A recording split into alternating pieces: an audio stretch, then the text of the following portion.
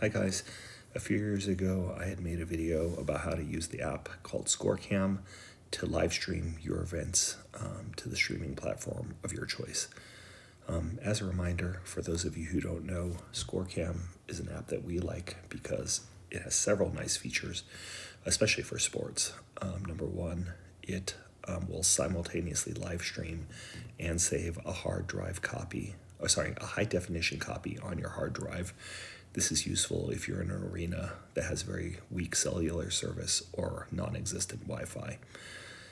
If you're relying on streaming alone, as you guys probably know, in that situation you have a very choppy video. The other features that we like about ScoreCam specifically for sports is that it allows you to build a scoreboard to help people who may have joined your stream late figure out what's going on in the game or what time point you are in your game. And it also allows you to keep little clips of highlight reels, so you can actually jump back in time. If a goal was scored, it'll jump back the previous second, 30 seconds or 45 seconds, whatever you choose, and it'll save that little snippet so that you can share those goals or highlights later on with your families. But enough about that. Let's talk about why we're making this video today. We're making this video today to show you guys how to connect ScoreCam to YouTube. We've moved on, as I said, and we're now using YouTube as our streaming platform of choice. So we're going to open up the ScoreCam app. It's down here. You can see I have a scoreboard set up here, so we're not going to go over that about how to set up the scoreboard, but needless to say, you're going to click this little gear icon or the settings gear, and you're going to click live scoreboard settings. That'll allow you to configure the scoreboard. If you guys want to learn how to do that, I think it's fairly self-explanatory when you open it up, but my previous video goes over that. We're going to move straight to streaming and how to set it up for YouTube. So you're going to obviously have to click on Enable Live Streaming, which is here. You're going to do live streaming setup. We use YouTube API, so mine is all configured for my accounts, but you would hit Add Account here. We use the YouTube Live Authentication, which means that when you open up the app, it's going to ask you for your Google/YouTube username and password. YouTube Live Stream Now, this relies on an authentication key, which is a little bit more complicated. So we're just going to do the demo with YouTube Live Authentication. I'm going to hit Done. I've renamed my YouTube authentication to YouTube API. So you're going to make that one your default account. Go click out of here, go to Settings. Then you're going to hit Done.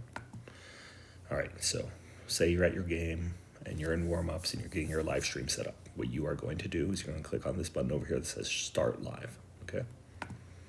You can see we're not logged in, all right? So I'm going to log in. It's going to ask you this question: Game Time Video wants to use google.com to sign in. You're always going to have to hit Continue. You can see it remembers my previous Google accounts here, but I'm going to show you how to do it from scratch. So I'm going to hit use another account. You're going to type in your username, which in this case is bchang74. Hit Next. I have passkeys, so I'm going to sign in with a passkey. If you don't have a passkey, it's going to ask you for your Google password at this point. It's looking at my face. It's logging me in. You can see I was given ownership of my hockey club's 15UAA YouTube account, and I have my own personal YouTube account here. Because I want to stream to the club's YouTube account, I'm going to click here. It's going to say, hey, it wants to access your Google account. Obviously, you're going to have to say yes or continue here. And now you can see down the bottom it says logged into account, LHA 15UAA. You're going to type in a name for your event. We'll call it Stream Test. I'm going to put the date. This is what your families are going to look for. This is the event name. So, for instance, in this case, it would be, let's say, Littleton Hockey, 15UAA versus Colorado Springs Tigers, 15UAA. This is what they'll see in the title of the video. This is a more detailed description that will be in the information area of your YouTube video. Once you've created that, you want to make sure you're set to public. You don't want to be private. If I were to swipe up or down here, people would not be able to find my video by Googling.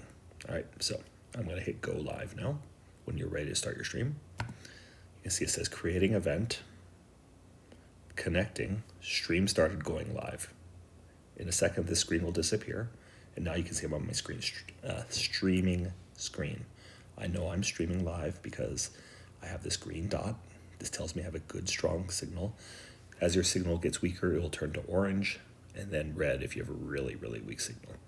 I know I'm streaming also because I have a data connection speed of 4.7 megabytes per second here, and I've streamed 14.7 megabytes up so far.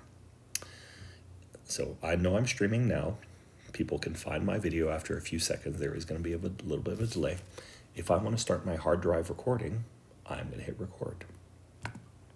So now I can tell I have a hard drive recording also. How do I know I'm recording a copy to my hard drive? If I look down here, you can see there's a blinking red dot as well as a time counter. Okay.